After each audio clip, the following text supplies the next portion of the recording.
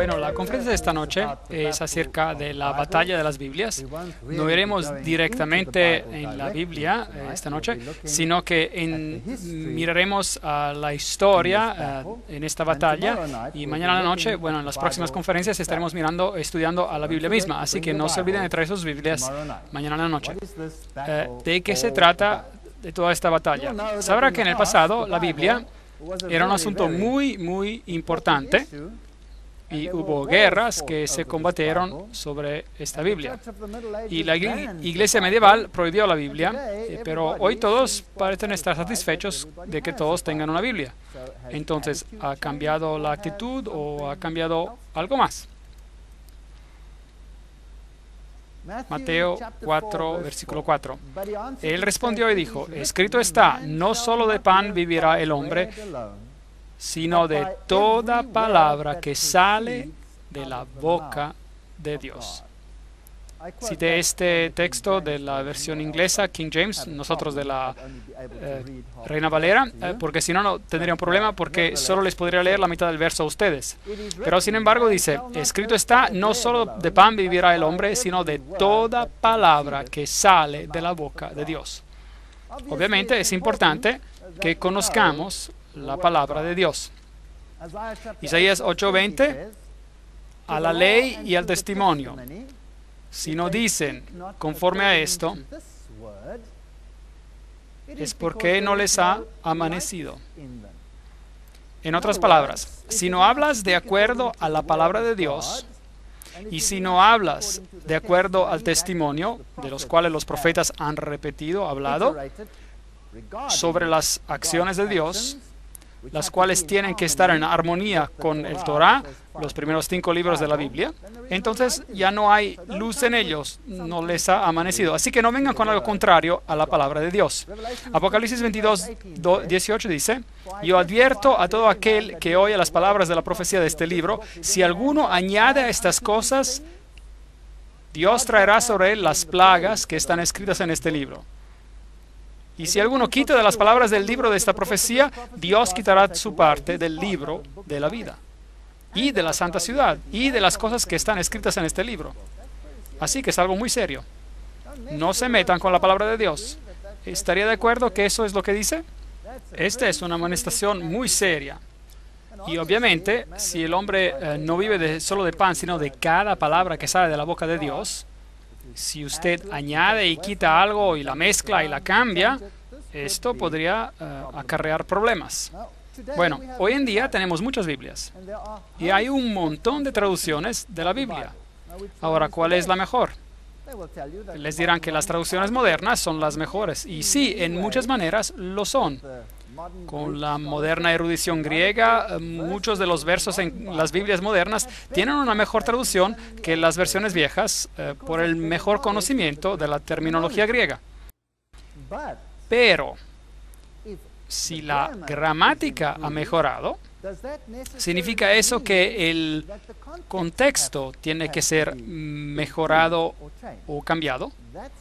Es allí cuando uno se mete en problemas. Entonces, ¿cuál es el árbol de familia, por así decir, de las Biblias modernas que tenemos en el mundo hoy? Los manuscritos originales de todas las Biblias se han perdido. Ya no existen. Así que todo lo que tenemos son copias de copias. Algunos de ellos son muy antiguos, algunos no son tan antiguos. Y hay básicamente 3, aunque incluso veremos que hay solo 2 corrientes de Biblias. Los que están arriba del todo son todos manuscritos perdidos. Así que todos son copias de manuscritos previos. Ahora, en cuanto a la Biblia que guió y sirvió de base para la traducción inglesa de la King James, viene de este árbol central. Son los manuscritos perdidos del texto tradicional. Vienen de la versión siríaca, de la versión gótica. Hay una versión llamada Codex W y Codex A, y después hay una vasta mayoría de textos extantes existentes, los cuales componen los manuscritos del Nuevo Testamento. Y estamos hablando de unos 1900 manuscritos en este bloque central. del cual finalmente tenemos la versión King James inglesa, y cada otra Biblia, excepto la Biblia católico-romana y la jesuita, cada Biblia en el mundo que fue escrita antes del 1914, cada una de ellas sale de aquí. Después hay dos otras corrientes. Este árbol aquí es el que originó con la versión Douay, la cual es básicamente la versión jesuita de la Biblia, y los ancestros de la versión occidental están perdidos, y el texto es una expansión del texto original. Aquí tenemos la antigua versión latina. Tenemos la versión latina Vulgata, la cual el Papa declaró que era infalible. Tenemos el Codex D, el Codex D2, el Codex E2 y la versión Douay del 1582, la cual fue escrita para contrarrestar la Reforma Protestante. Y esa es una de las corrientes. Y los manuscritos que pertenecen a esta familia tienen el mismo texto y todos acuerdan con las palabras. Luego hay otro árbol, el cual es el ancestro de la familia de Alejandría, y el original está también perdido, como veremos. Y aquí tenemos unos pocos documentos interesantes, y estos son relativamente nuevos, pero son documentos antiguos, los cuales han sido encontrados últimamente. El Papiro 75 y el Codex B son dos de ellos, y luego tenemos Papiro 66, y el más famoso de todos es el Codex Aleph. Y desde esta pequeña corriente de 4 manuscritos tenemos las siguientes versiones en inglés: la versión revisada, la versión estándar americana, la nueva Biblia inglesa, y todo un montón de nuevas versiones que están saliendo en todos los lenguajes del mundo. Están basadas en estos manuscritos aquí. Entonces, en el bloque central tenemos miles de manuscritos, pero este en particular, el Codex Aleph, es uno de los más viejos manuscritos que hay, y por supuesto la antigua versión latina y la Vulgata también están basados en documentos relativamente antiguos. Ahora, todos ellos vienen de documentos antiguos. El más viejo que tenemos viene de esta corriente aquí. Si algo es viejo, ¿significa necesariamente que es bueno? Hoy igualamos a lo viejo con lo bueno.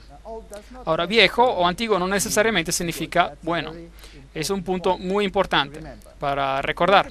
Si vemos al árbol central de aquí, con miles de copias en todos los lugares del mundo, prácticamente, entonces este es un punto muy interesante. Si tengo una franquicia, digamos un ejemplo, digamos que he desarrollado una nueva marca de pollo para vender a alguien.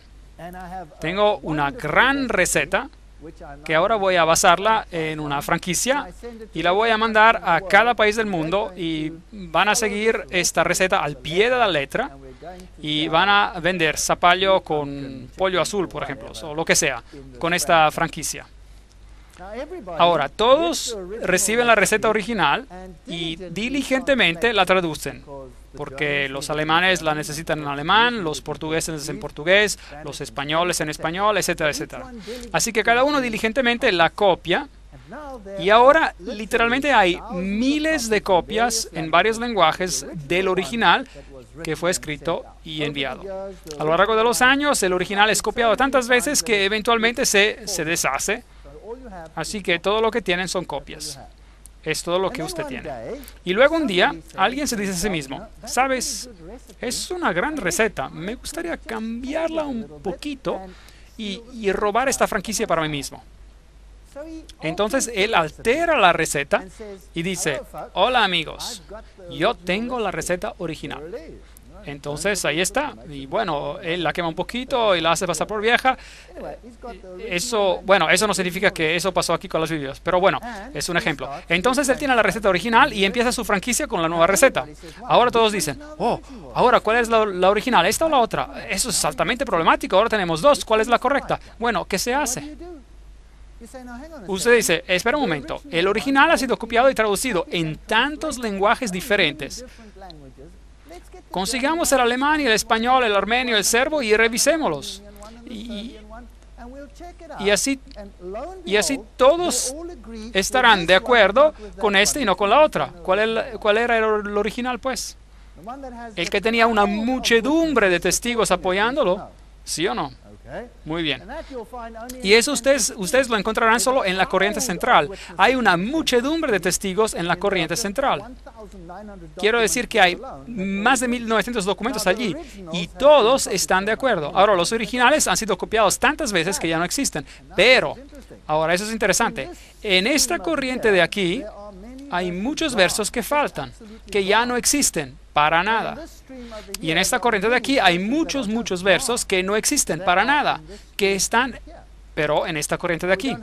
Ahora, no tenemos los manuscritos originales, así que los seguidores de esta corriente dicen, no estaban en los originales. Después de todo, esos son documentos viejos. Y esta corriente dice, ellos no estaban en el original. ¿Ven lo que dicen? Pero, ¿qué tal si uno tiene cartas muy antiguas de los padres de iglesia, las cuales obviamente no fueron copiadas tanto como fue la Biblia, o como un documento, y tiene las cartas muy antiguas de padres de la iglesia muy antiguos, escribiéndose uno al otro? Ahora, si escribo una carta a mi esposa, por ejemplo, estoy en este país y ella está en otro país, y la estoy animando y dándole unas cuantas citas de la Biblia, todos lo hacen, ¿no es así? Todos lo hacen, ¿no es así? Y así que tenemos esas cartas antiguas y hay citas de versos, los cuales no aparecen allí, en esta corriente. Pero las cartas son más viejas de esos manuscritos. Entonces, ¿cuál sería la corriente correcta? ¿Cuál sugeriría usted? Obviamente, las que están en línea de aquí, al centro, porque ellos están citando versos que ni siquiera existen en aquellos. Ese es el caso, es así como es. Así, entonces, ¿por qué tenemos estas tres corrientes? ¿De qué se trata todo esto? Ahora, Kurt Aland, el coeditor de dos de los textos griegos más extensamente usados y quien ciertamente es el líder en cuanto a la crítica textual en el continente europeo, propone que el texto de P75 y de B, en esa corriente de Alejandría, representan una revisión de un texto local de Egipto que fue impuesto como el texto dominante en esa área. Así que básicamente no tenemos cuatro, solo tenemos dos de esos manuscritos y uno es solo una modificación del otro. Así que básicamente en esa corriente hay solo un documento que queda y ese es el texto sinaítico y regresaremos a eso en un momento. Luego, David Otis dice, fundamentalmente hay solo dos corrientes de la Biblia. La primera corriente, la cual llevó el texto recibido en hebreo y en griego, manuscritos preciosos fueron preservados por la iglesia en Pella, en Palestina, donde los cristianos huyeron cuando en el año 70 después de Cristo los romanos destruyeron a Jerusalén. Entonces los manuscritos originales no estaban en Roma, sino que vinieron del área cristiana. Vinieron de Jerusalén, vinieron de Siria, allí donde los apóstoles predicaron. Allí es donde se encontraban los manuscritos originales y es el lugar lógico donde ellos estén porque es allí donde estuvieron los apóstoles. ¿No es correcto? Por la iglesia de Siria, de Antioquia, la cual produjo erudición eminente, por la iglesia itálica en el norte de Italia y también, por si acaso, los cristianos en el norte de Italia previamente recibieron sus escrituras de la ruta del Medio Oriente y no de Roma. Y había un gran problema entre los ostrogodos al norte y aquellos en Roma porque ellos tenían escrituras diferentes. Muy interesante. Entonces, el norte de Italia tenía los mismos textos como en las regiones del Medio Oriente. Y también al mismo tiempo por la iglesia galia en el sur de Francia y por la iglesia céltica en la Gran Bretaña y los prevaldenses y los valdenses y las iglesias de la Reforma. Todos ellos tenían esencialmente los mismos manuscritos. Estos manuscritos están en acuerdo entre ellos mismos por la vasta mayoría de copias del texto original. Entonces, este es llamado el texto recibido, el textus receptus.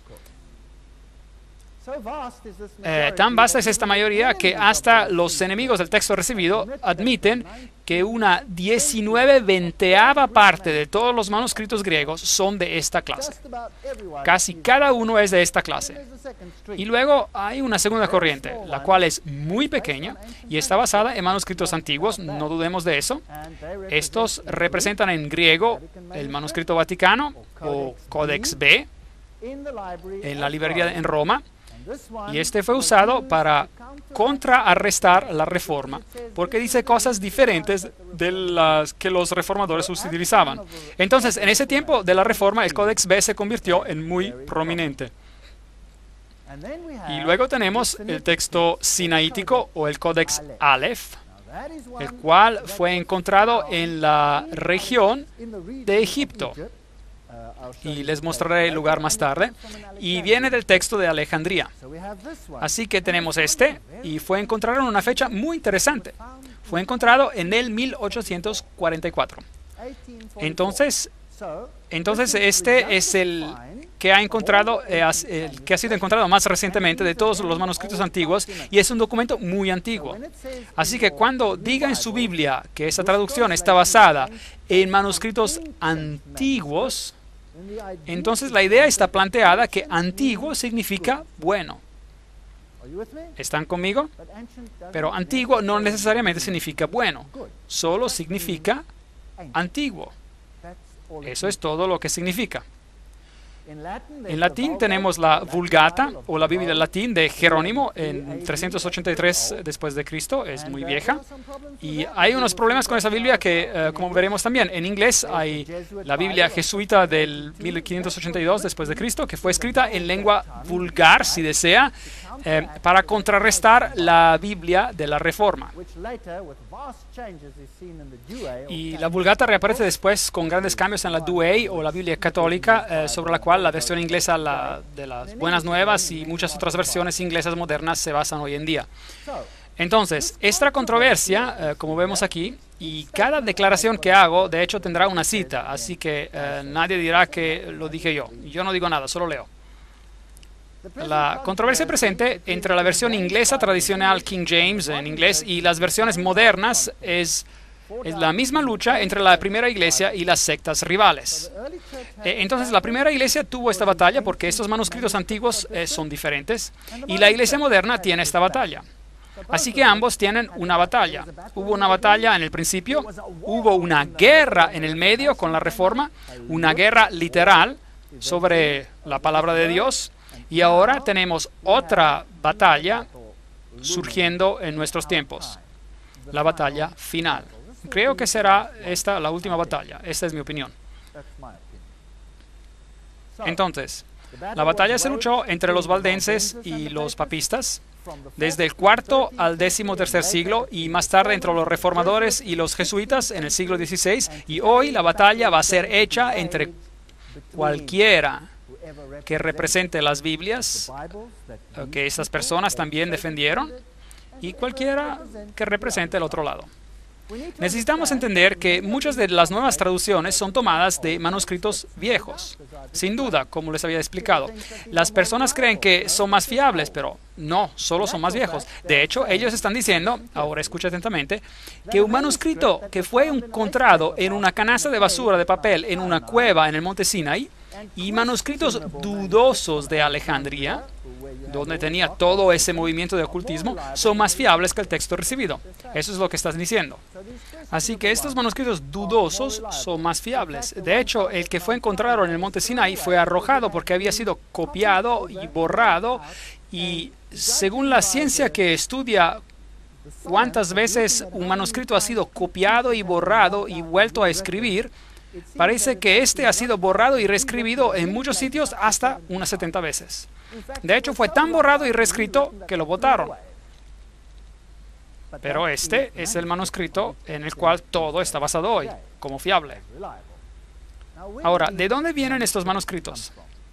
Había un hombre por el nombre de Orígenes, que era un viejo iniciado, lo encontraremos en los escritos masónicos. Él era un iniciado adepto. Es interesante, si yo encuentro a alguien alabado en los escritos masónicos, aguzo los oídos. Él era un crítico textual y supuestamente corrigió numerosas porciones de los sagrados manuscritos. Ahora, esto es en los tiempos antiguos. La evidencia, al contrario, muestra que él los cambió para que estuvieran de acuerdo con su propia filosofía humana de ideas místicas y alegóricas.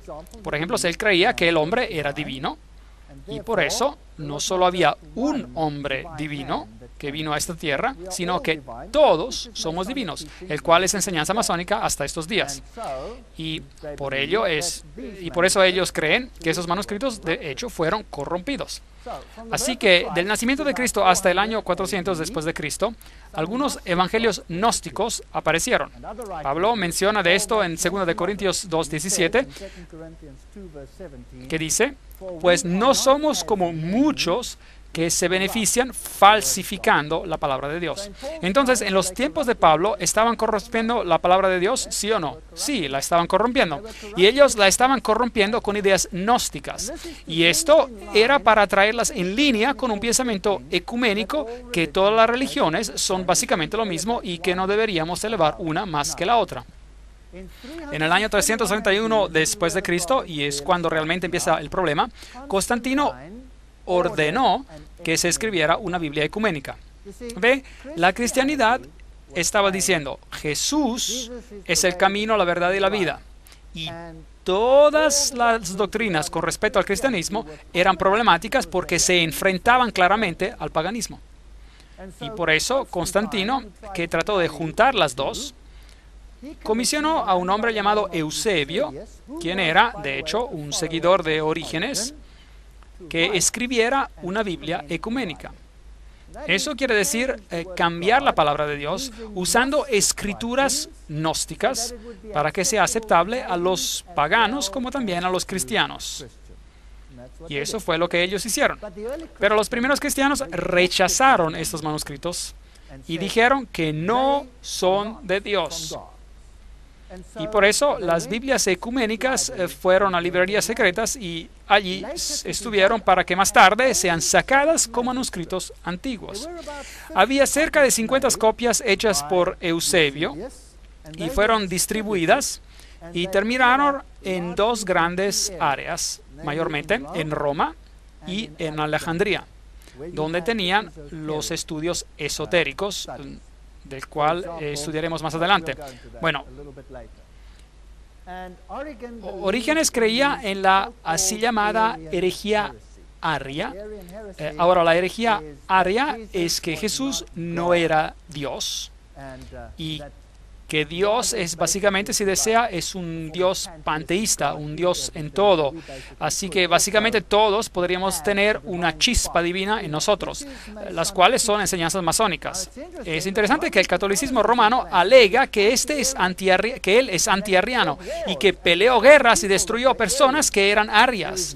No hay evidencia, y déjenme decirles ahora, no hay evidencia histórica que las naciones que fueron destruidas porque ellas eran arrianas, como los ostrogodos o los vándalos, que ellos de hecho eran arrianos. No hay evidencia, porque no tenemos ninguno de sus escritos. Cada pieza de su literatura ha sido destruida. Solo tenemos la palabra del catolicismo romano que ellos eran arrianos.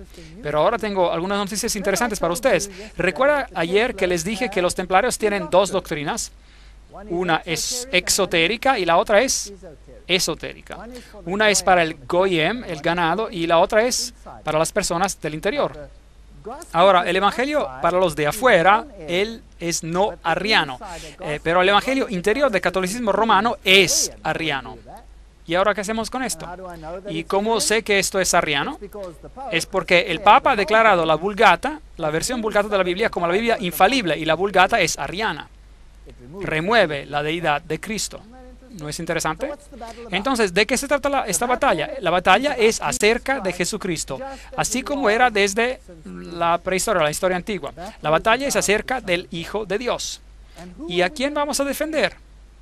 ¿Jesús o alguien más? Entonces, esa es una batalla interesante. Me parece una batalla fascinante.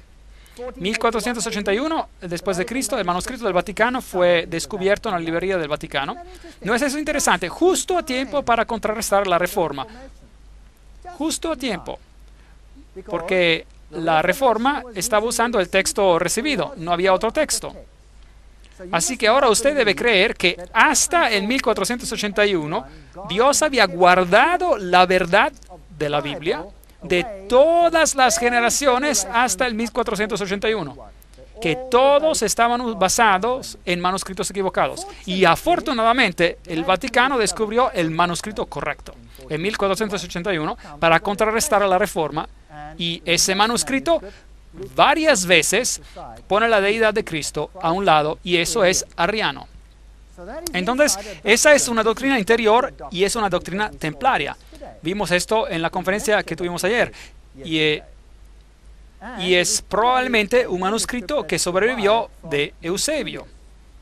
Y por si acaso, esta y la que ellos encontraron en Sinaí son pedazos de la misma hogaza, son muy parecidas.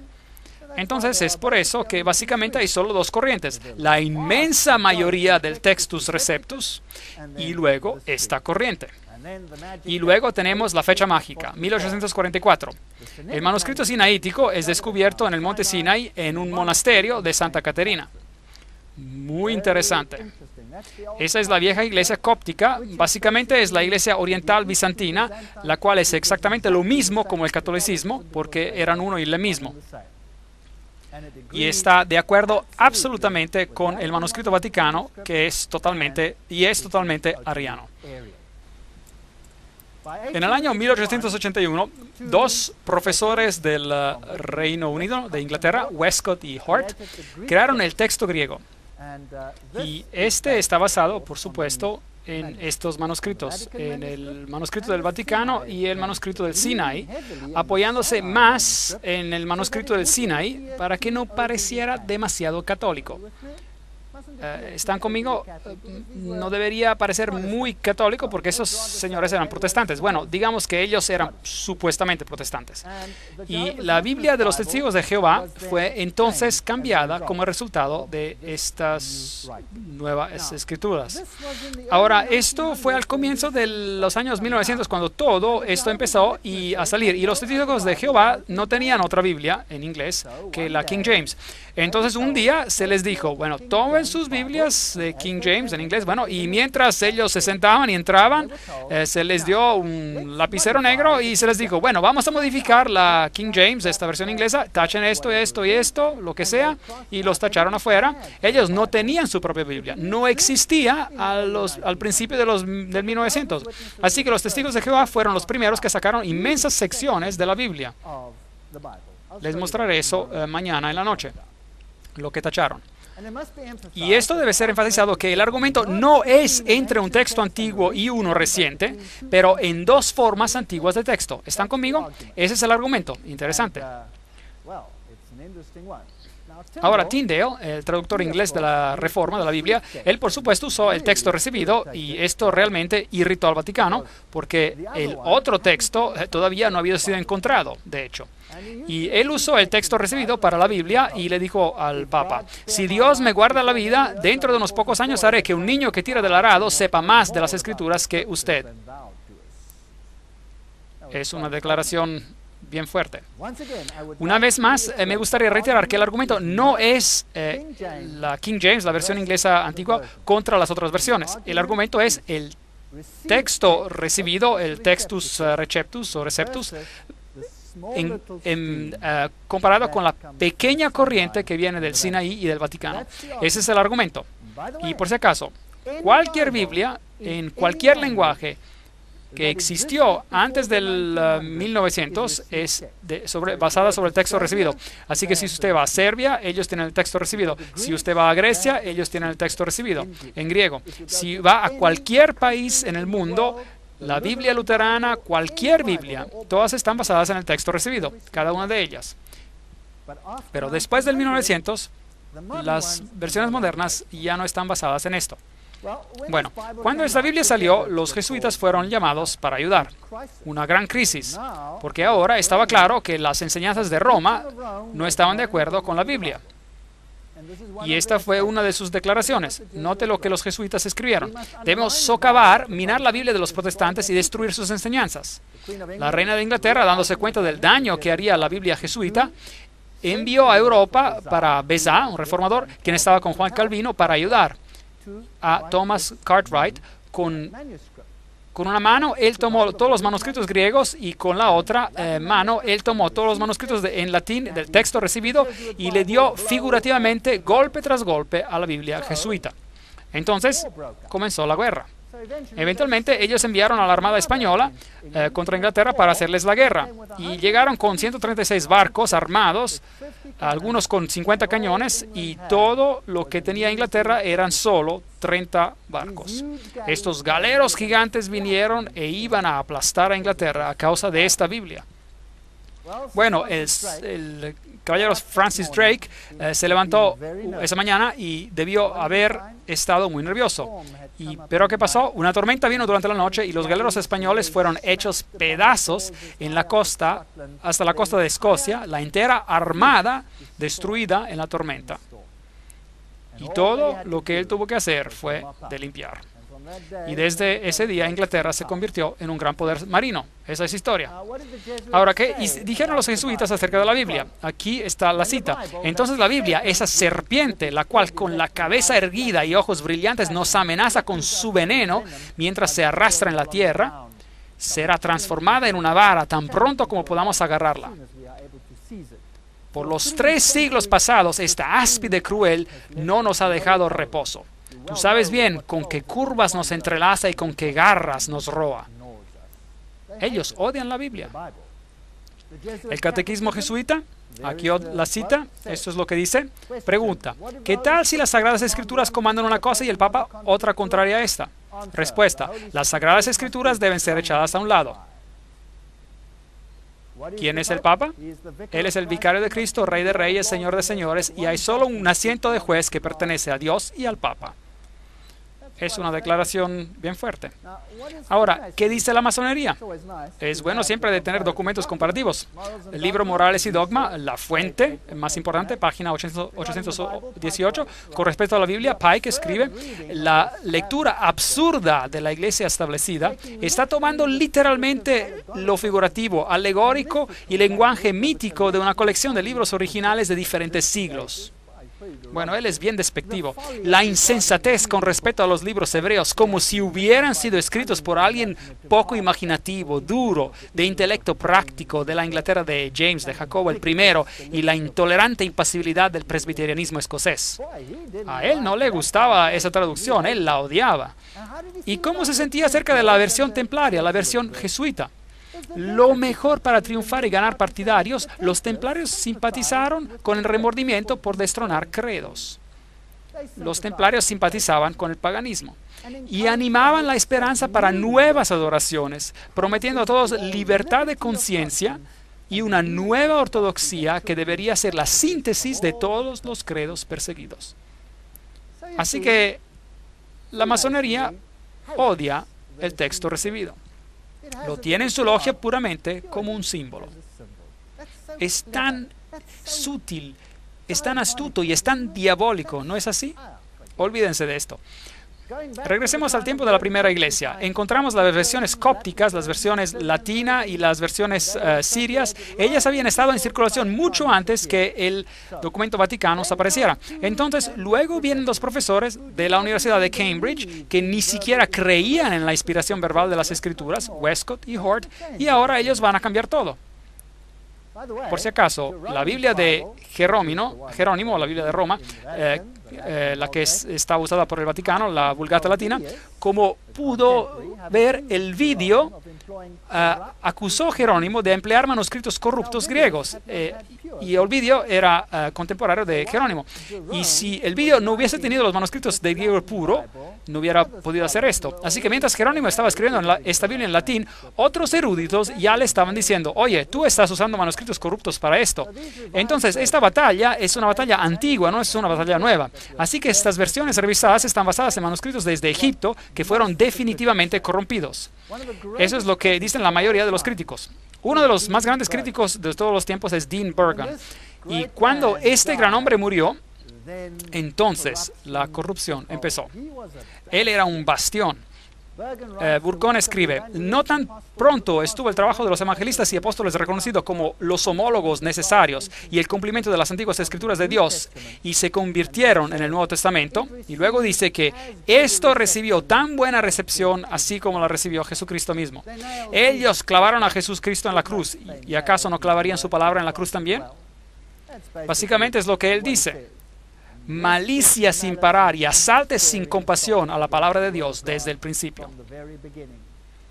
¿Y qué dice acerca de estos manuscritos que fueron encontrados? Él dice, nosotros oponemos hechos ante su especulación. Ellos exaltan a B, Aleph y D8 porque en su propia opinión estas copias son las mejores. Tejen telas ingeniosas e inventan teorías sutiles porque su paradoja de los pocos contra los muchos requiere ingeniosidad y sutileza para su apoyo. Muy bien escrito. Él lo destrozó. No tenemos que leer toda la cita, usted la puede ver en el video, si mirar el texto de los textos, el resto de los textos, y ver lo que Borgen tiene que decir. Estoy totalmente indispuesto a creer, Dean Borgen continúa, parece tan extremadamente improbable que al final de 1800 años, 995 copias fuera de cada 1000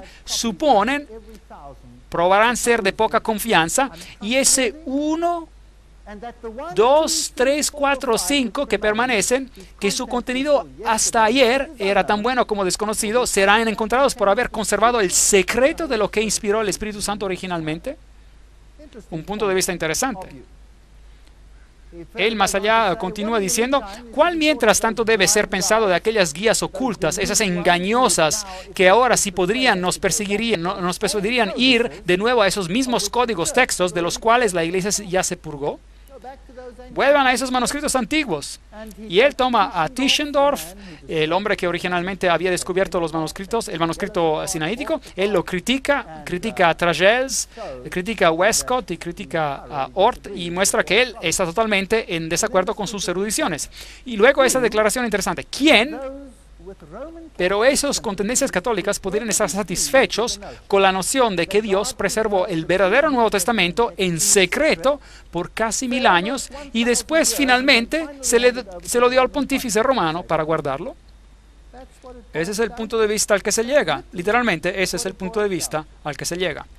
Dr. Hoskier cita a Dr. Salmón que dice, naturalmente, Hort respetó a esos manuscritos como los más dignos de confianza, los cuales dan la interpretación reconocida por Orígenes, el padre de la iglesia.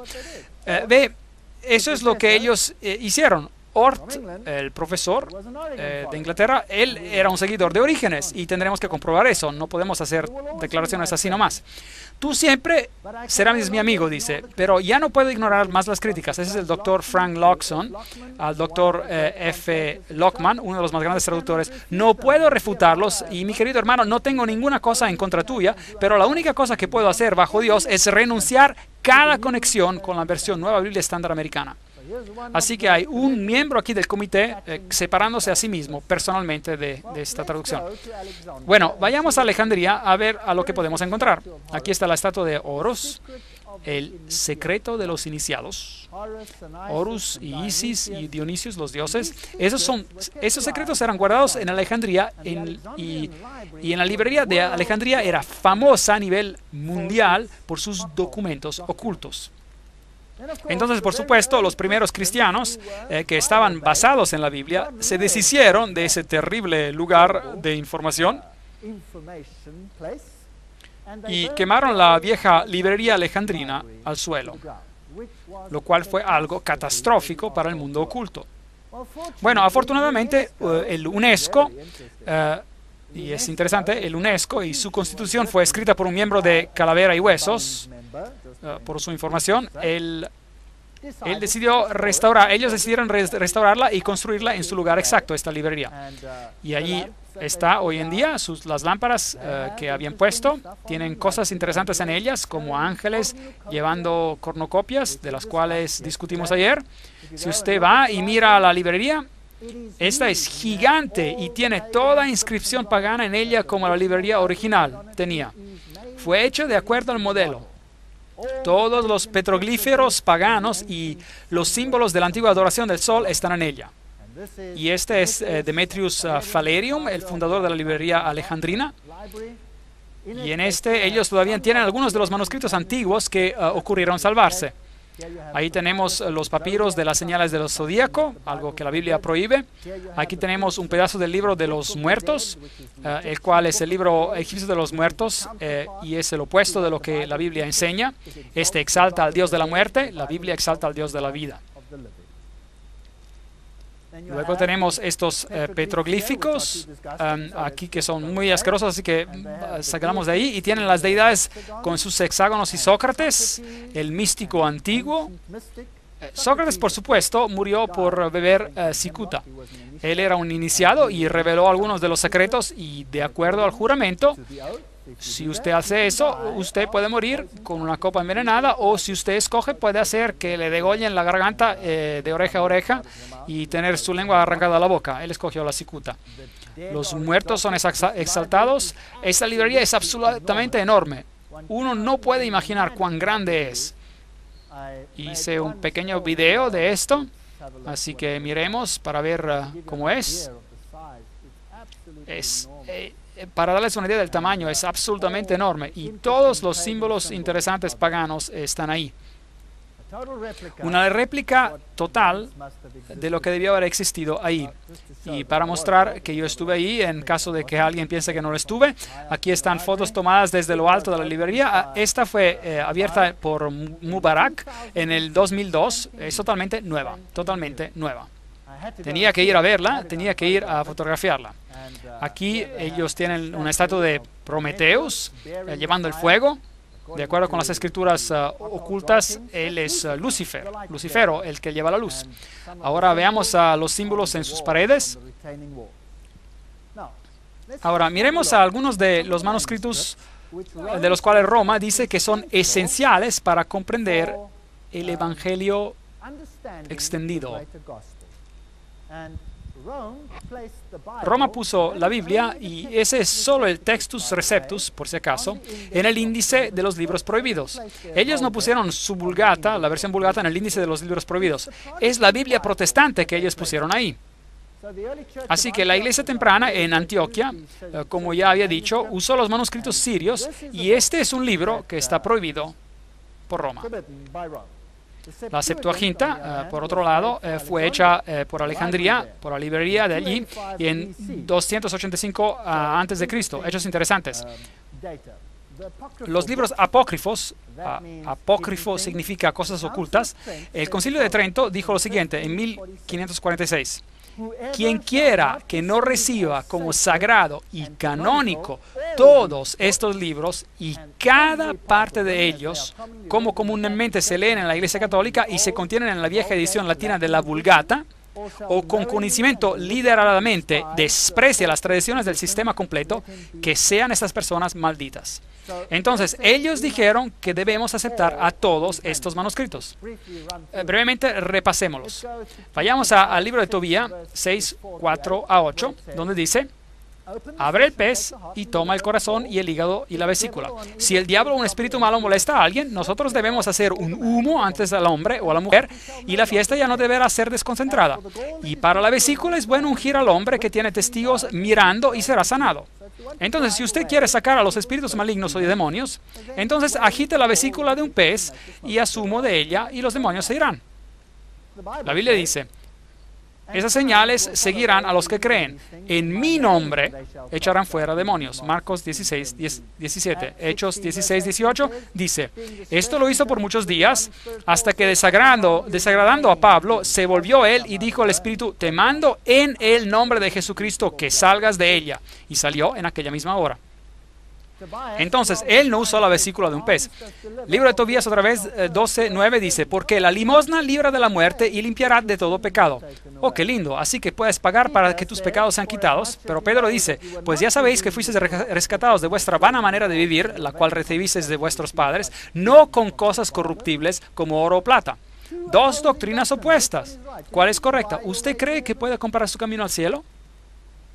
Oración por los muertos, Macabeos 12, versículos de 43 a 46. Pero si él no hubiera esperado que los que habían sido matados se levantaran otra vez, hubiera sido sobrante e inútil orar por los muertos. Con lo cual, él hizo la reconciliación por los muertos para que ellos pudieran ser liberados del pecado. Entonces, ¿usted puede orar por los muertos para que sean liberados del pecado? Eso es paganismo. Juan 1:7 dice: Jesucristo nos limpia de todo pecado.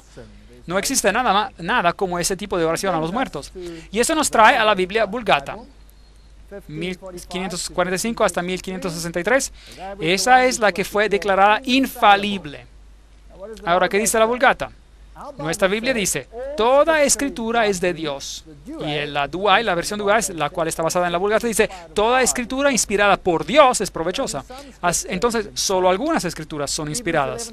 Hebreos 11:21 dice, Jacob adoró apoyado sobre el extremo de su bastón. La Vulgata dice, Jacob adoró la punta de su vara. Eso significa que usted puede orar a una reliquia, usted puede orar a una estatua. Es aquí de donde sacan su doctrina. También dice en Apocalipsis, el Codex Vaticanos dice, bienaventurados son aquellos que lavan sus ropas. Pero la versión inglesa King James dice, bienaventurados son aquellos que cumplen con sus mandamientos. Ahora, ¿es la Biblia confiable? ¿Sí o no?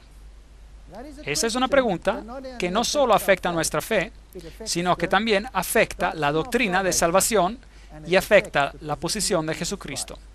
Necesitamos saber. Estamos hablando acerca de la Biblia y de dónde venía, de dónde vinieron los varios manuscritos, y tenemos que saber si la Biblia es confiable o si no lo es. Bueno, los rollos del Mar Muerto, estas fueron escrituras meticulosamente copiadas por los escenas. Y de hecho, este grupo no era ortodoxo, tenían una tendencia cabalista.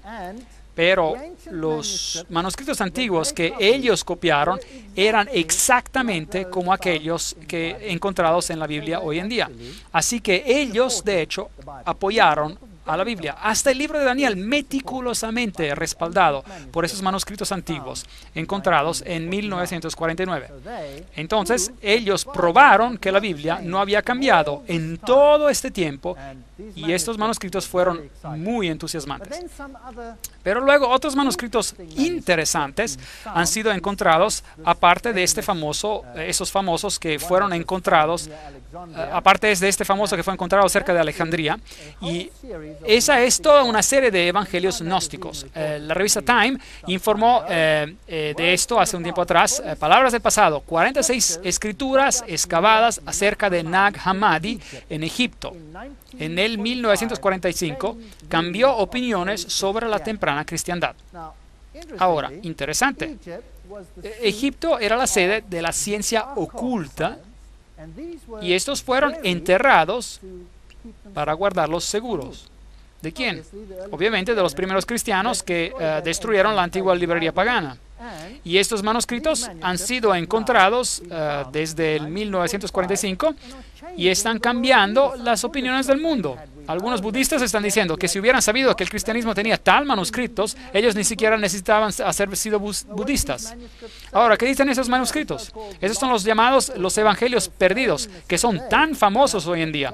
Tenemos el evangelio de Tomás, el evangelio de Pedro, y todos esos maravillosos manuscritos, iluminando lo que los cristianos tempranos querían. Bueno, había los ebionitas, había los marcionitas, había los gnósticos, había los supuestos seguidores de Tomás. Todos ellos básicamente creían en la deidad del hombre y que Jesucristo no tenía deidad exclusiva. Todos ellos creían esto. Leamos del Evangelio de Pedro para ver qué tiene que decir, que ha sido excavado, y usted me dice qué piensa, si es confiable. Leámoslo. Por si acaso, esas escrituras gnósticas son apócrifas y por esto son sagrados, según la traducción, como leímos. Bueno, la cruz habló y caminó. Jesús había muerto en el día antes hablando sus últimas palabras. Mi poder, ¿por qué me has dejado? Su cuerpo fue tomado y puesto en la tumba. Pero ahora, mientras el sábado amanecía. Uy, ¿qué pasó? Ahora, ¿qué día es el sábado ahora? El domingo se ha convertido en sábado aquí. El sábado, como domingo, era guardado solo en Alejandría, en Egipto, y en Roma. En el resto del mundo cristiano guardaba el día sábado, el séptimo día. Entonces, el sábado ha sido removido al domingo. Amaneció el sábado, una gran voz vino del cielo. ¿Es esto confiable? Bueno, veamos cuán digno de confianza es el resto. Una gran voz vino del cielo y 2 hombres descendieron. Y la piedra que bloqueaba la tumba se movió de su lugar por sí sola. La Biblia no dice eso. Y mientras los soldados romanos miraban boquiabiertos, 3 hombres salieron de su tumba, 2 de ellos apoyando al otro.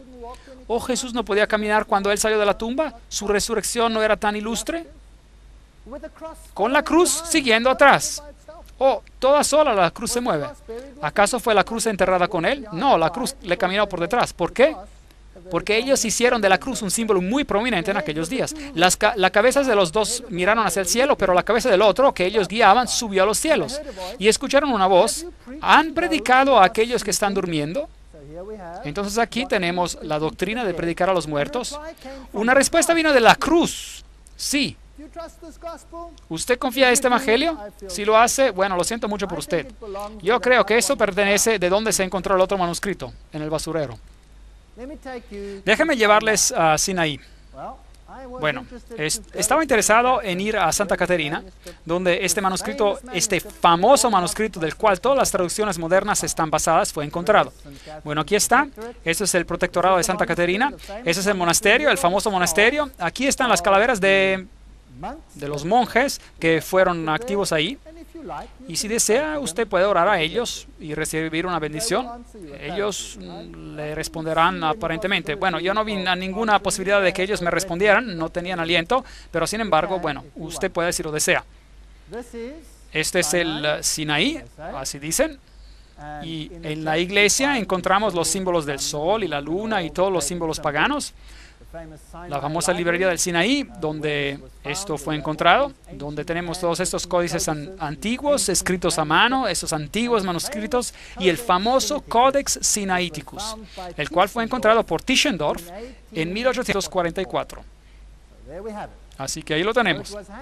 Entonces esto fue dado a los eruditos católicos en 1844 en la Universidad de Leipzig, en Alemania.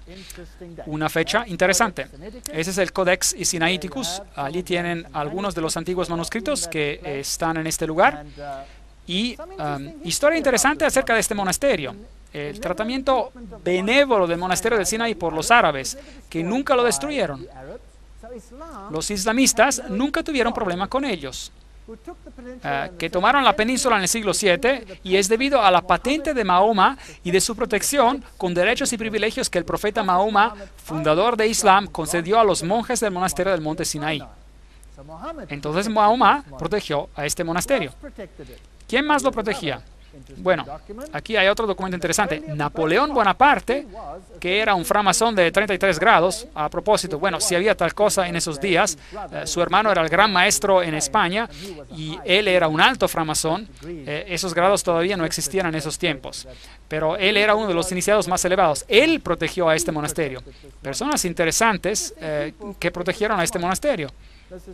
Esos son los famosos 4 evangelios del Codex Sinaiticus. Y este es mi amigo de allá. Nosotros estamos entrando al monasterio y estas son algunas de las pinturas del monasterio.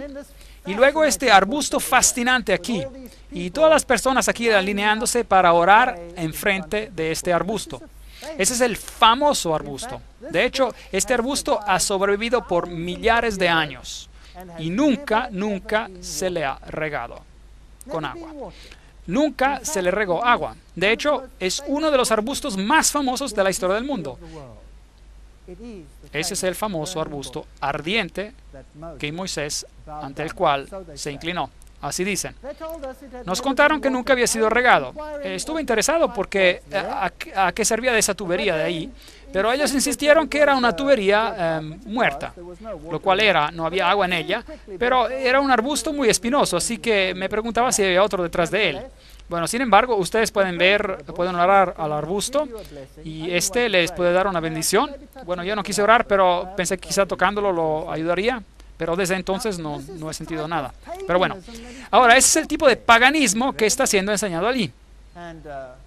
¿No es eso increíble? Esos son 2 diáconos sentados afuera. Donde quiera que la así llamada contrarreforma comenzada por los jesuitas ganó el nacimiento de la gente, el vernáculo fue suprimido y la Biblia fue guardada de los laicos. Tan ansiosos estaban los jesuitas de destruir la autoridad de la Biblia, el Papa en papel de los protestantes, como ellos la llamaban despectivamente, que incluso no se frenaban de criticar su autenticidad y valor histórico. Los jesuitas hicieron guerra contra la Biblia protestante. Antes de que los ingleses pudieran juntarse a la manera de pensar de la Europa continental y ser llevados al punto de cuestionar su gran Biblia inglesa, su manera de pensar debía ser cambiada. Se tuvo que hacer mucho para desacreditar en sus ojos la Reforma, su historia, doctrinas y documentos, que ellos admiraban como una gran obra de Dios. Entonces, eso es lo que ellos tuvieron que hacer. Ellos tuvieron que destruir ese pensamiento.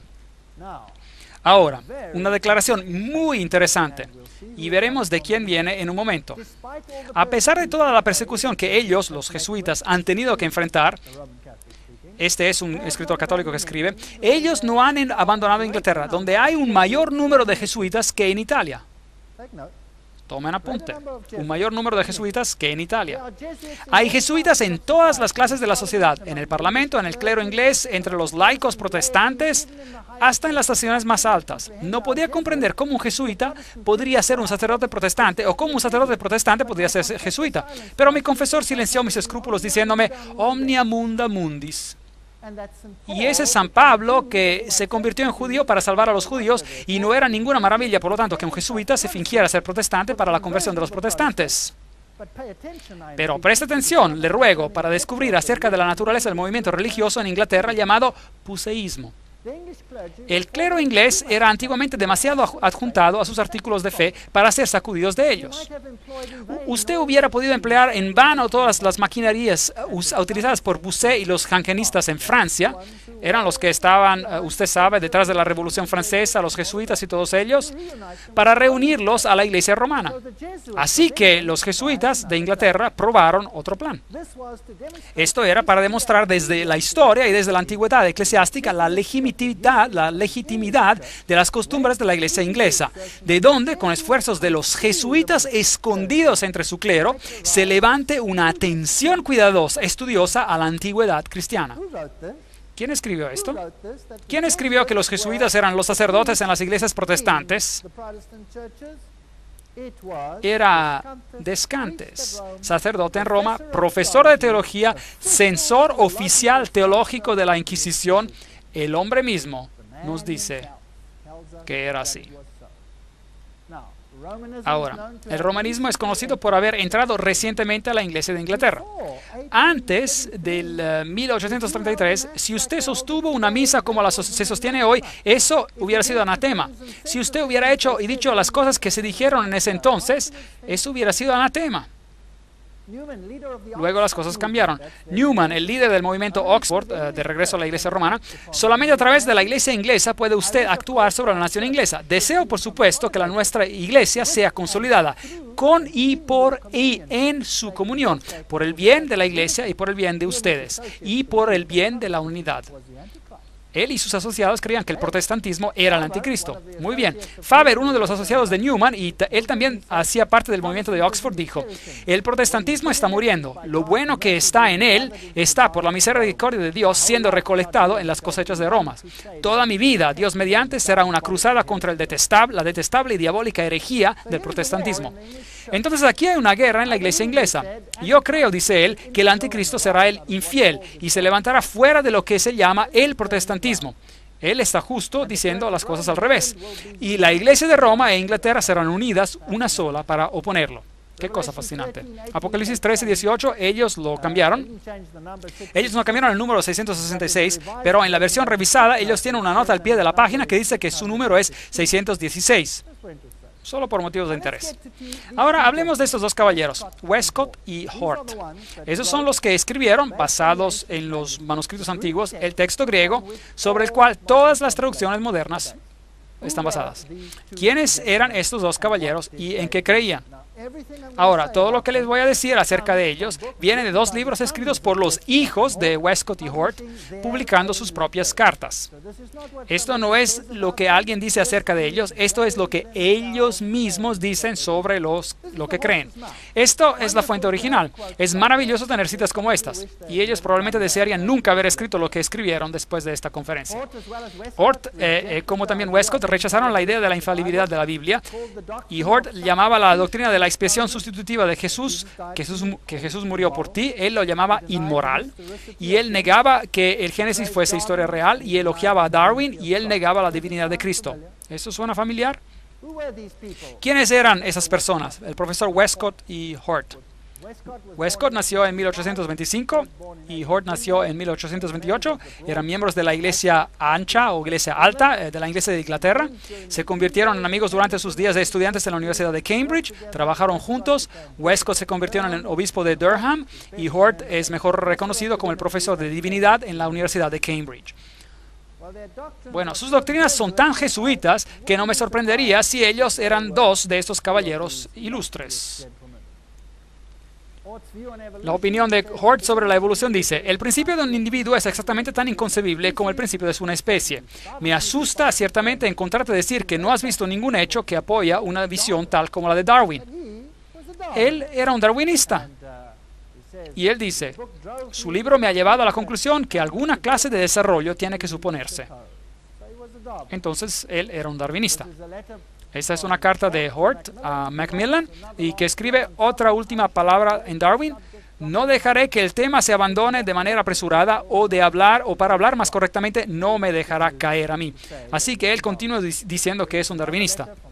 Así que esta otra carta de Hort a Westcott dice, ¿usted ha leído Darwin? ¿Cómo debe tener gusto de hablarle acerca de esto? Y otra carta a Ellerton, pero el libro que más me ha involucrado es el de Darwin. No necesitamos leer toda la cita, pueden leerla ustedes mismos. Él dice que los argumentos de Darwin son irrefutables, sin poder de ser respondidos. En otra carta de Hort a Ellerton dice, no tenía ninguna idea hasta las últimas semanas de la importancia de los textos. Esos son los nuevos textos que ahora han sido encontrados. Habiendo leído tan poco del Testamento griego y habiendo tenido que seguir con el malvado texto receptus. Así que él llama el texto recibido malvado. Piense en ese vil textus receptus. ¿No suena como un jesuita que odiaba el texto recibido? ¿Quién lo llamó ese áspide, esa serpiente? Inclinando enteramente en manuscritos más recientes. Ahí viene su argumento de que el texto sinaítico era más temprano. Es una bendición de que haya manuscritos tan tempranos. Entonces, Hort, al reverendo Ellerton, un resultado de nuestra charla, pero también decirle, él, Westcott y yo vamos a corregir un texto griego del Nuevo Testamento unos 2 o 3 años, por lo tanto, si es posible. Y luego él habla de Lachmann y Tischendorf que suplirán los materiales. Y luego él dice, nuestro objetivo es de proveer al clérigo, generalmente, escuelas y etcétera, con un texto griego portátil que no sea desfigurado con corrupciones bizantinas. En otras palabras, no contendrá lo que contuvo el texto recibido. ¿Cómo van a hacer esto? Otra carta, Westcott a Hort. En cuanto a nuestra recensión propuesta del texto del Nuevo Testamento, el objeto debe ser, supongo, que para preparar un texto para el uso común y general. Con tal extremo en la visión, ¿no sería mejor introducir solamente ciertas enmendaciones? Solamente cambiarle un poquito aquí y un poquito allí en el texto recibido y poner notas al margen de asuntos que parezcan posibles o que se noten a la manera de Griesbach. Si la cambiamos completamente, estos británicos se pondrían nerviosos. Mejor cambiémoslo aquí y allí y escribir en el margen lo que creemos que es importante. De modo que cuando ellos lo lean y lean el margen de los manuscritos dirán, oh, veo esto que probablemente no debería estar allí porque es un manuscrito temprano, en realidad uno corrupto, pero ellos no lo dicen, y ese manuscrito no lo tienen. ¿Usted ven lo que quiero decir? Eso es lo que ellos hicieron. Siento muy profundamente la vergüenza de circular lo que siento ser copias falsificadas de las Sagradas Escrituras. Esa es una referencia a la versión autorizada. Y estoy más impaciente para proporcionar algo para reemplazarlas. Este no puede ser ningún texto que se reclina solamente sobre nuestro propio juicio, aunque no seamos demasiado inexpertos para hacer uno. Entonces, él está absolutamente dispuesto a escribir otra Biblia toda por sí mismo, pero debe ser apoyado por una preponderancia clara y obvia de evidencia. El margen da alcance amplio para nuestra propia ingeniosidad o principios. Les sugiero que cuando lean los márgenes, bueno, desconfíenlos totalmente. Mi deseo sería dejar el texto recibido popular, excepto donde está claramente incorrecto, en su opinión, por supuesto. Luego él dice una cosa interesante. Westcott, Gorham, Benson, Bradshaw, Lord y yo hemos empezado una sociedad para la investigación de espíritus. Bien, ellos eran espiritistas. Y todos los aspectos sobrenaturales y los efectos, todos siendo dispuestos a creer que existen tales cosas realmente. Y deben ser distinguidas de bromas y de los meros engaños subjetivos. Y ellos los llamaban todas clases de nombres, Club del Martillo del Toro, etc. Y fuera de esto desarrolló una sociedad increíble. En 1882 fundaron la Sociedad de Investigación Psíquica. En efecto, era una combinación de esos grupos que trabajaban ya independientemente. Trabajaron con la telepatía, clarividencia, etc. Lo cual es todo sabiduría oculta antigua. La Sociedad de los Espíritus de la Universidad de Cambridge fue fundada por nadie más que Edward White Benson, el futuro arzobispo de Canterbury, junto con estas personas ilustres, y Darwin también atendió. Ahora, esta sociedad, la Sociedad para la Investigación Psíquica, es también la sociedad que maneja el lado esotérico del movimiento de la nueva era hoy en día. Con su canalizar y su comunicación con el mundo de los espíritus, todas estas cosas están ahí dentro. Entre las personas y los grupos numerosos que en el centro del siglo XIX hacían investigaciones, ahí usted verá Edward White Benson, el arzobispo de Canterbury, su hijo A.C. Benson, será encontrado más bajo en el año 1851, con el siguiente párrafo. Entre las diversiones de mi padre en Cambridge hay una fundación de una sociedad para espíritus, el precursor de la sociedad psíquica. Y luego personas como Lightfoot, Westcott y Hort estaban entre los miembros. Ahí está. Y entonces siempre estuvo más interesado en fenómenos psíquicos de lo que realmente admitió. Muy bien, pues. La evolución del ser un medium tradicional a el canalizar contemporáneo ha sido gradual. El espiritualismo tuvo su comienzo en 1848. Luego vino la Sociedad de Investigación Psíquica en Bretaña. Y luego Elena Petrovna Blavatsky tomó esto y continuó. Y ella es la que escribió: Lucífero es el Logos, la serpiente, el Salvador. Satanás es el único Dios de este planeta. Es de allí, es de donde todo esto vino, es lo que escribió. La doctrina secreta viene de este grupo. Ahora, ¿ellos pertenecían a otras sociedades secretas? La respuesta es sí. Hort era un miembro de una sociedad secreta. Él encontró tiempo para ir a las reuniones de varias sociedades y en junio se unió a una compañía misteriosa de los apóstoles. Él siguió siendo un miembro agradecido y leal del club secreto, que ahora, cerca de 1896, ha llegado a ser famoso por el número de hombres distinguidos que han pertenecido a él. En su tiempo el club estaba de una manera envigorizada y él, este es Hort, era principalmente responsable por la fraseología del juramento, el cual ata al miembro a una conspiración de silencio. ¿Él perteneció a una sociedad secreta? ¿Sí o no? Sí. Que imponía a sus miembros en silencio. ¿No le suena esto como masónico? ¿Sí o no? Bueno, el primer ministro de Inglaterra también estaba dentro de allí, esta sociedad, y él escribió la Constitución para la Liga de las Naciones, donde él insistía que todas las religiones deberían convertirse en una, y escribió una solución esotérica que es también masónica. Esas personas eran masones. Ahora, vimos ayer que los iniciados altos creían que ¿quién es Dios? El diablo es Dios. Satanás es Dios, Lucífero es Dios. Así pues, señor Hort, ¿usted va a reescribir la Biblia mientras usted cree que Lucífero es el Hijo de Dios? ¿No significa eso que Jesús va a tener que hacerse menos de lo que es, sí o no? ¿No quisieran reescribir la Biblia para que Jesús sea sacado de la Constitución, sí o no? Bueno, ¿encontraremos eso hoy en día o no? Esa es la pregunta. No la voy a responder esta noche. Mañana la responderemos. Lo veremos por nosotros mismos. Traigan sus Biblias consigo. Echémosle una mirada. 1854. Hort al reverendo Juan Ellerton. Estoy de acuerdo con usted en el pensamiento de que es una pena de que Mauricio niega verbalmente el purgatorio. Pero yo estoy de acuerdo completamente y sin dudar con él en los 3 puntos cardinales de la controversia, que la eternidad es independiente de duración, que el poder de arrepentimiento no es limitado a esta vida. ¿Pueden creer esto? Él cree en el purgatorio y que uno puede arrepentirse en el otro lado y que no está revelado si todos al final se arrepentirán. La negación moderna del segundo punto tiene, yo supongo, tiene más que ver con la despiritualización de la teología, más que cualquier cosa que se pueda nombrar al respecto. Bien, él creía en la doctrina católica romana del purgatorio. Dice él algo más adelante.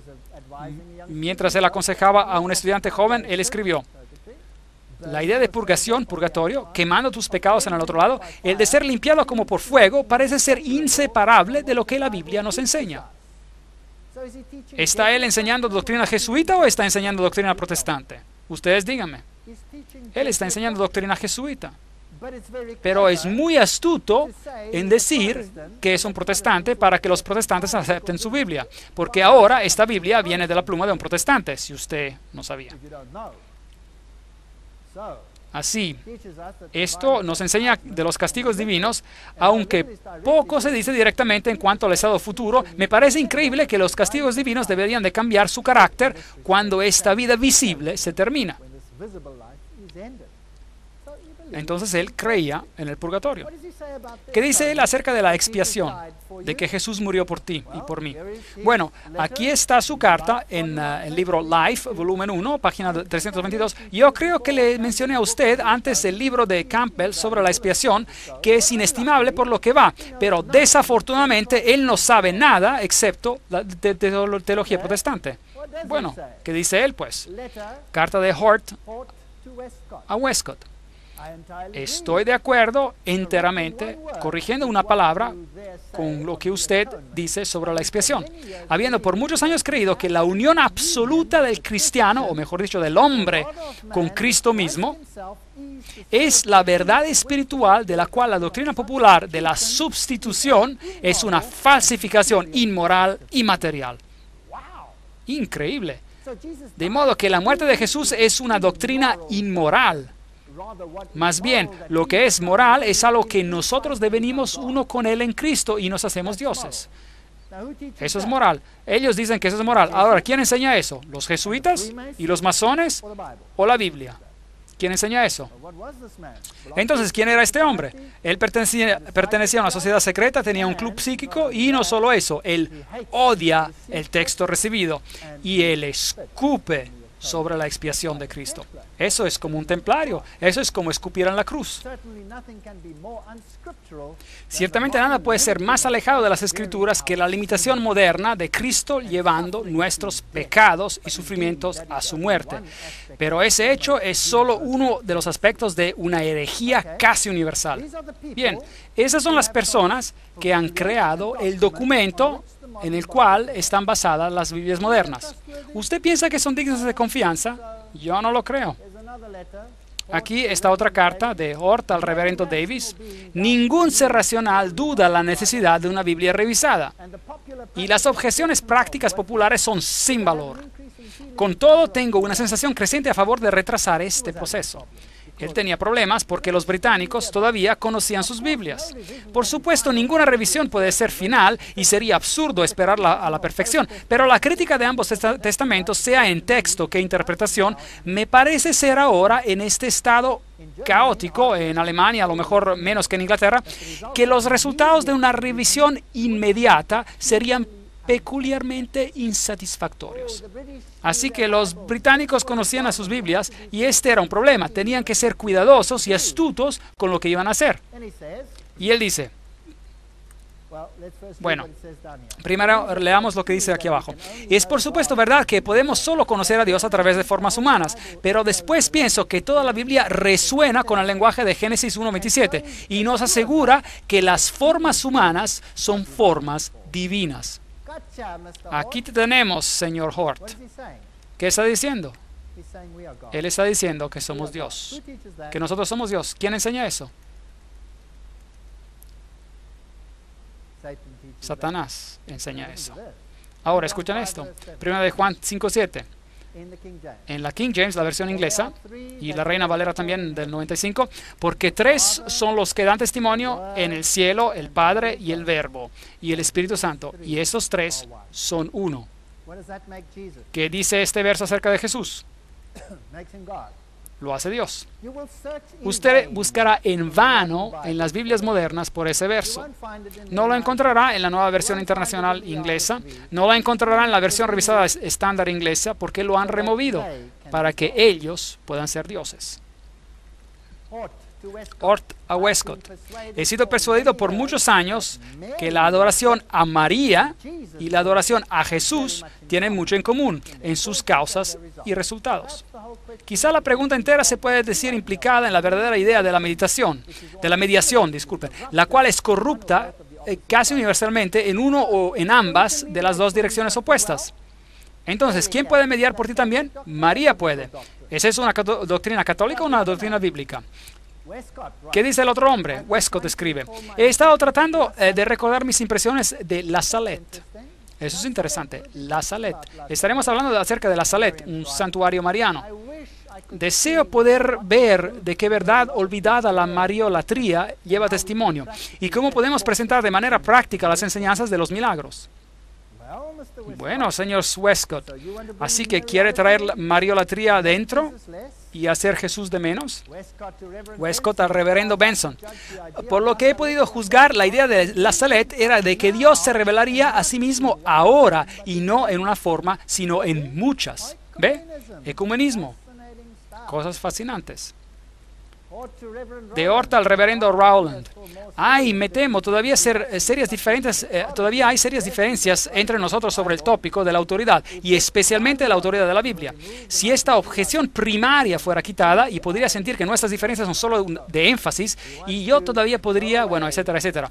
Él se quiere alejar de esta idea de que la Biblia es inspirada y de que dice, pues acá, los errores y prejuicios de los que estamos de acuerdo en remover pueden ser alcanzados de manera más sana y eficaz por medio de esfuerzos individuales indirectos y por asalto abierto, y no por asalto abierto de todos juntos.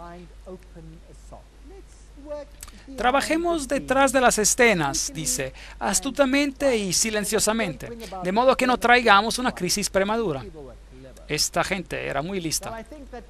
Aunque pienso que la convocación no es competente para iniciar tal medida, pero siento de que como nosotros tres estamos juntos, sería mal no aprovechar de esta oportunidad, como dice Lightfoot, el señor Lightfoot. De hecho, hay una perspectiva óptima de hacer un buen trabajo. Si somos tres, quedémonos juntos. Aunque ni con este grupo ni cualquier otro grupo de que se forme ahora podría ser posible tener una revisión textual completa. No podemos ahora cambiar todo. Hagámoslo pedacito por pedacito. Quedémonos juntos, somos tres. Hay una cierta esperanza de que lecturas alternativas puedan encontrar un lugar en el margen. Así que mientras pasamos de una traducción a otra traducción, encontrará algunos textos en el margen y en la siguiente versión ya no están. Quitados. Y entonces la Biblia cambia. ¿Saben? Si agarran sus Biblias y van al medio del libro de Hechos, y si toma una Biblia de la Nueva Versión Internacional Inglesa, por ejemplo, y va al medio del libro de Hechos y da vuelta a las páginas y mira cuántas palabras hay hasta el final del Apocalipsis, y es así cuántas palabras se sacaron de las Biblias modernas, desde el medio del Hechos al final de Apocalipsis. Ahora, si el hombre no solo vivirá de pan, pero de toda palabra que sale de la boca de Dios, ¿cómo vamos a hacer eso con tantas palabras faltando? Hasta unas 60,000 quitadas. ¿No deberíamos tener una conferencia antes de la primera reunión por la revisión? Hay muchos puntos en los cuales es importante que debamos convenir. Las reglas, aunque liberal, son nebulosas, imprecisas, y la interpretación de ellas dependerá sobre la acción decisiva desde el comienzo. Es absolutamente imposible juzgar el valor de lo que parecen ser alegaciones insignificantes. Ahora, por favor, noten esto para la conferencia de mañana. Es absolutamente imposible juzgar el valor de lo que parecen ser alteraciones insignificantes. Una palabra cambiada en un texto, de modo que la gente incluso no lo note. Alteraciones insignificantes, simplemente leyéndolas una tras otras. Pero tomadas juntas, ellas tienen efectos importantes sobre los cuales muy pocos pensarían al principio. ¿Están conmigo en esta? Ellos están diciendo, vamos a cambiar la Biblia un poquito ahí y un poquito ahí, Y así si tomamos todos los cambios juntos, vamos a tener una doctrina enteramente diferente, y esos estúpidos Goyim, esas personas ni lo notarán. Eso es lo que están diciendo. Bueno, lo vamos a hacer mañana. Les voy a mostrar pequeños cambios insignificantes y se quedarán sorprendidos de ver lo que hicieron a Jesucristo nuestro Señor. Se quedarán, espero, sorprendidos. Recuerden, pequeños cambios insignificantes. La diferencia entre un cuadro de, por ejemplo, el pintor Rafael y una copia débil de este se compone en un número de diferencias triviales. ¿No es interesante? Nos hemos resistido con éxito al llamado de salirnos del terreno peligroso, donde las necesidades de la revisión requieren que no nos quitemos. Esto es sin duda el comienzo de un nuevo periodo en la historia de la Iglesia. Hasta el momento los enfadados objetores tienen razón para quedarse asombrados. Esta gente es muy sutil. Balfour era un miembro de la Sociedad Secreta de los Apóstoles de Hort y presidente de la Sociedad para Investigación Psíquica. Y como les dije, él fue el primer ministro de Inglaterra y él escribió el primer anteproyecto de la Liga de las Naciones, o él era en parte responsable de eso. Y entonces estos eran individuos de alto calibre. Veamos a este extracto interesante de un libro, ¿Cuál Biblia? Se llama, por David Fuller en inglés. Hort escribe al reverendo Rowland Williams el 21 de octubre de 1858. Y estoy de acuerdo con ellos, es decir, con los autores de essays y reviews, posiblemente una revista, en la condenación de muchas doctrinas principales y especificadas de la teología popular. Los evangélicos me parecen ser víctimas de deformación, más bien de que ser falsos. Hay, me temo, todavía más serias diferencias entre nosotros en el tema de la autoridad, y especialmente en la autoridad de la Biblia. Él no creía en la autoridad de la Biblia, pues. Él escribe de Francia: después de salir del monasterio, avanzamos hacia una pequeña capilla que descubrimos en la cumbre de una colina vecina. Afortunadamente encontramos la puerta abierta y había una piedad en tamaño real, una virgen y un Cristo muerto. Si hubiera estado solo, me hubiera arrodillado por horas. Ese es un católico romano que está hablando, no es un protestante ya. Si no es jesuita, no sé qué más. Westcott escribe al arzobispo de Canterbury una crítica sobre el Antiguo Testamento. Nadie ahora, supongo, sostiene los primeros 3 capítulos del Génesis, por ejemplo, que dan una historia literal. Nunca podría entender cómo cualquier persona que los lea con ojos abiertos pueda pensar que así es. No creían en nada. ¿Y estos son los mejores manuscritos en el mundo? ¿Usted lo cree?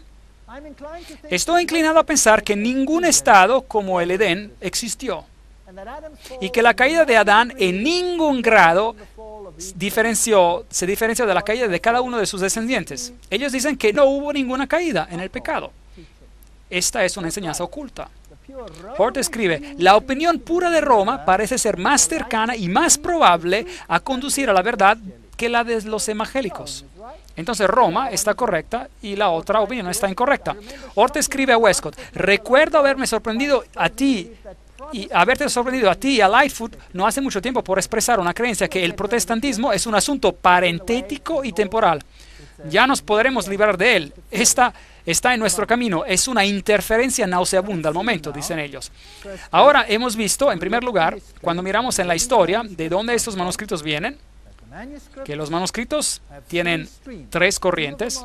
2 de ellas son relacionadas y hay solo 2 corrientes basadas en muy pocos manuscritos. A la base de estos cambios, manuscritos corrompidos probablemente por Orígenes y continuados por Eusebio. Luego estas personas toman estos textos y dicen: esos son los más antiguos manuscritos y por eso son los mejores, y nosotros basaremos las nuevas traducciones en estos manuscritos y pondremos a un lado el texto recibido. Deuteronomio 11:6 dice: guardaos pues que vuestro corazón no se deje engañar y os apartéis para servir a dioses ajenos e inclinaros delante de ellos. Primera de Timoteo 4:16 dice: ten cuidado de ti mismo y de la doctrina. Persiste en ello, pues haciendo esto salvarás a ti mismo y a los que te escuchen. ¿Qué pasa si los textos están tan cambiados que ya no puedes apoyar a tus doctrinas? ¿Qué harían entonces? ¿Sabían que la doctrina sobre el estado de los muertos no puede ser adecuadamente apoyada por los nuevos manuscritos? ¿Sabía que la divinidad de Cristo es un problema? Porque una coma aquí, un pequeño cambio allí y algo allí cambia todo el cuadro. ¿Sabían ustedes que Jesús resulta ser mentiroso y el otro resulta ser más verídico si lo lee en los nuevos manuscritos? Es muy interesante. Les invito a venir mañana y a escuchar. Segunda de Corintios 2:17 dice, pues no somos como muchos que se benefician falsificando la palabra de Dios, sino que con sinceridad, como parte de Dios y delante de Dios, hablamos en Cristo. Si Cristo no es todo en nuestras vidas, entonces no tenemos nada. Si Jesús no es Dios, no tenemos nada en que basar nuestra esperanza. Lo mejor que podríamos esperar es un ciclo constante de reencarnación en un mundo miserable. Ahora como humano, ahora como un animal, o a lo mejor como una hoja para ser comida por una vaca, una existencia muy miserable en lo que me concierne. Pero si Jesucristo es el camino, la verdad y la vida, y si Él pagó el precio por mis pecados, tengo una salida. Tengo una solución al problema que estoy enfrentando en primer lugar y tengo una respuesta a todas mis preguntas interiores porque sé de dónde vengo. Yo vengo de un origen noble. Yo sé por qué estoy en el estado en el que estoy. He caído por el pecado y necesito la redención, la cual puedo encontrar solo en Él, quien me creó en el primer lugar. Y esa es la doctrina que está bajo ataque. Darwinismo supuestamente gobierna en el lugar de la creación. Eso es lo que hemos visto, esto es lo que ellos creen. La expiación se tiene que eliminar para que Jesús no tenga ese rol. Y Zoroaster y Osiris deben ser iguales a él. De hecho, yo debo convertirme en su igual porque soy tan bueno como es él. Yo soy también divino. Eso es lo que ellos alegan. O una es verdad o la otra. Y luego tenemos que hacer otra pregunta. ¿Por qué Roma estos días guarda silencio respecto a la Biblia, pero todavía delira acerca del texto recibido? ¿Por qué es atacado por todas partes ese texto en cada universidad de teología? ¿Por qué dicen ellos en las universidades de teología que el peor texto en el mundo es el texto recibido? Bótenlo a un lado. Aquí hay algo mejor para ustedes. Vengan y vean mañana cuán mejor esto es. Y véanlo por ustedes mismos. Gracias.